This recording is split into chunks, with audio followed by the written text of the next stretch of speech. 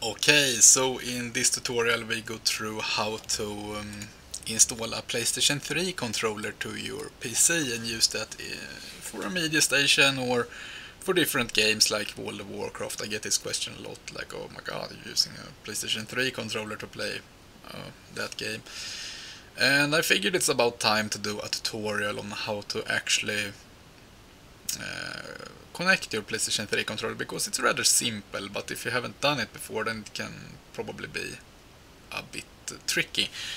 But yeah, first of course you need a computer and you need a USB cable that fits your PlayStation 3 controller, preferably the ones that came with the PlayStation 3, if you didn't just buy it in the store, the controller itself I mean.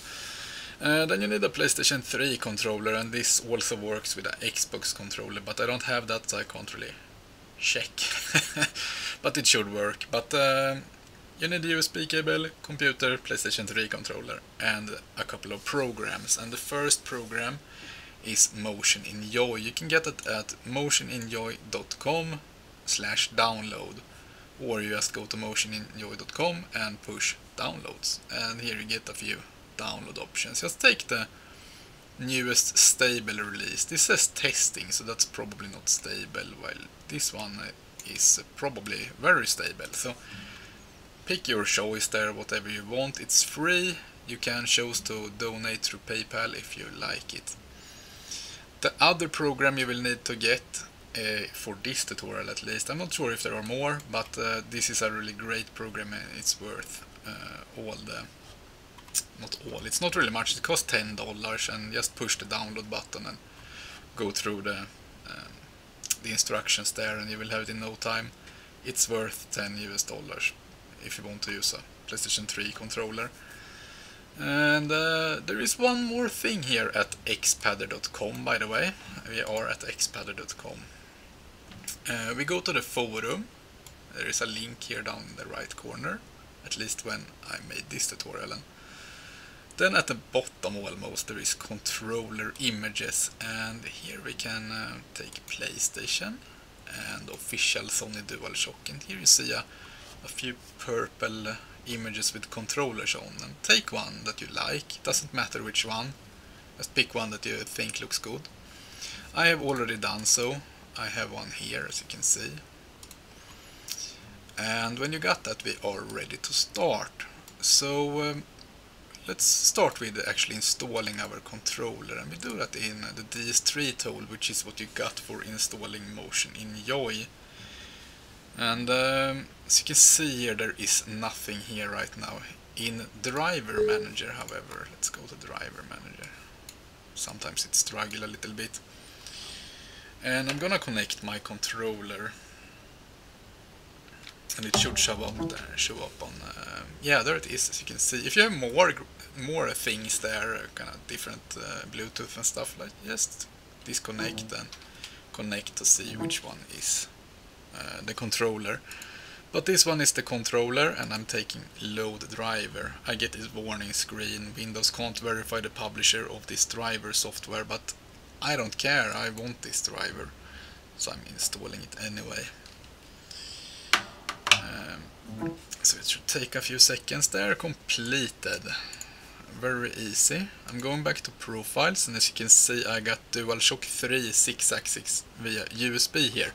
You can use Bluetooth. I'm not gonna go through that now though, because Bluetooth struggled a bit for me. It kinda did stuff on its own. And the gamepad isn't actually enabled right now. It's there, but you can't use it. So we're going to push enable. And the quickest way to see if it is enabled is actually pushing the vibration testing. Not sure if you heard that, but the vibration worked fine.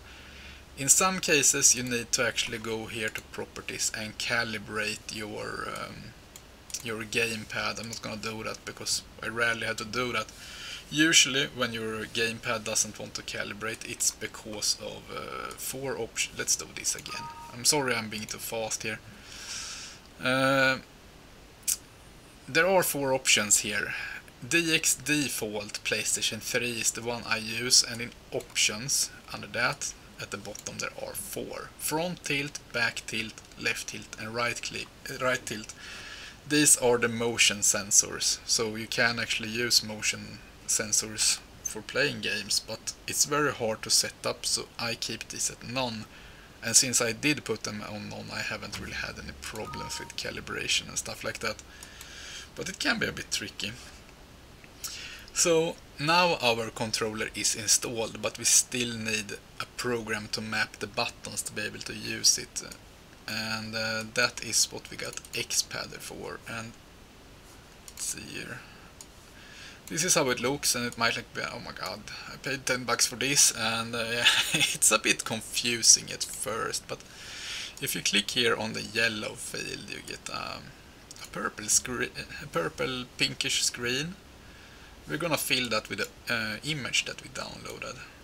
That is a normal controller. You can see here that it showed up here now. Let's just switch these around. A bit easier that way.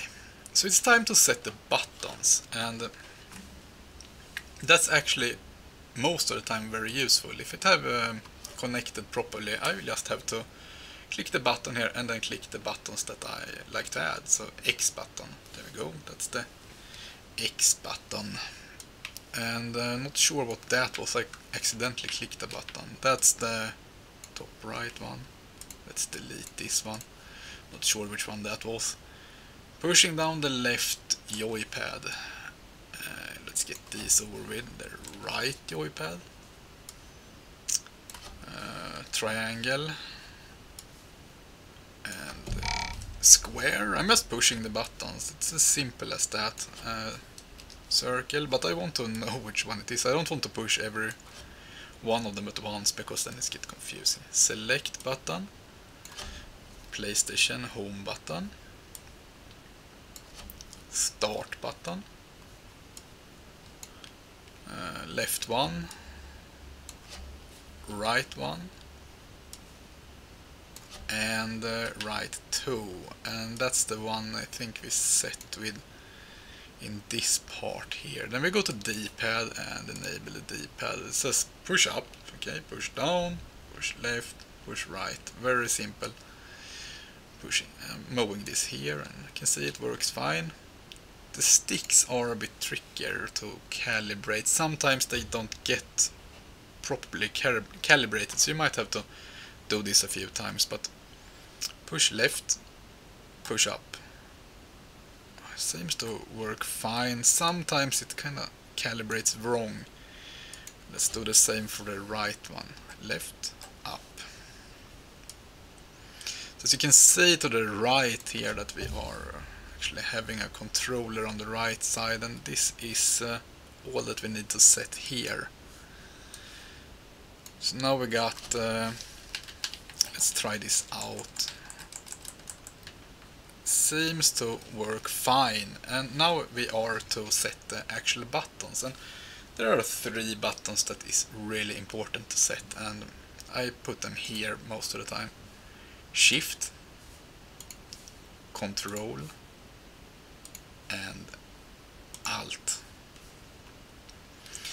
These in games, when you play, you will bind combinations with these buttons. The PlayStation controller have 17 buttons total, and you will bind those in combinations with the buttons over and over again. So like first you map in the game, you keybind all buttons normally.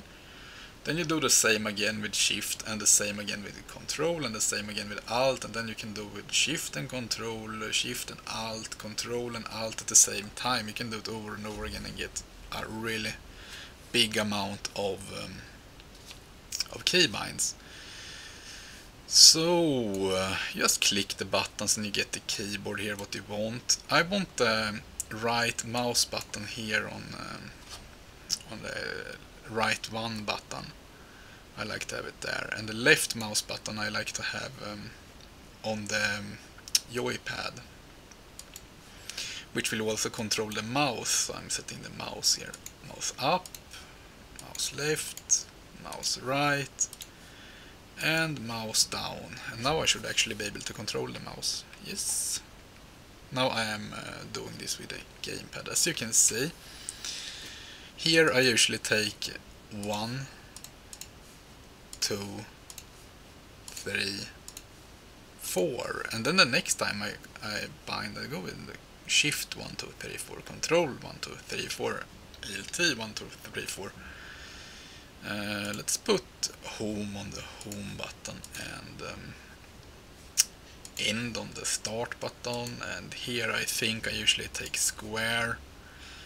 That's not important. That looks a bit bad. Oh, that a little bit. Okay, that's a little bit better. It's not really important. Forward on this joystick will be V, and then we got A, D, S, and space is usually jump. I like to have that on, pushing down the movement. Here I believe I usually have Q, T, Q, I don't remember, but it doesn't really matter as long as you bind them correctly in the game. And then you will, in the game you will bind these buttons in the key mappings, and then you push the joystick, so it ends up as it should. I should have a test here with my other mappings on, and these are the ones I use in World of Warcraft. E, Q, F, T, no, it was close. And now I can control my computer with my gamepad, and this is how I play World of Warcraft. I also have a chat pad connected via Bluetooth, so I get a kind of small keyboard. I don't write on it, I use it for some additional buttons and inventory and stuff like that. But this is very simple, anyone can do this, and it's quite comfortable, or how you say it, playing with a gamepad. So good luck, thank you for watching, and see you next time.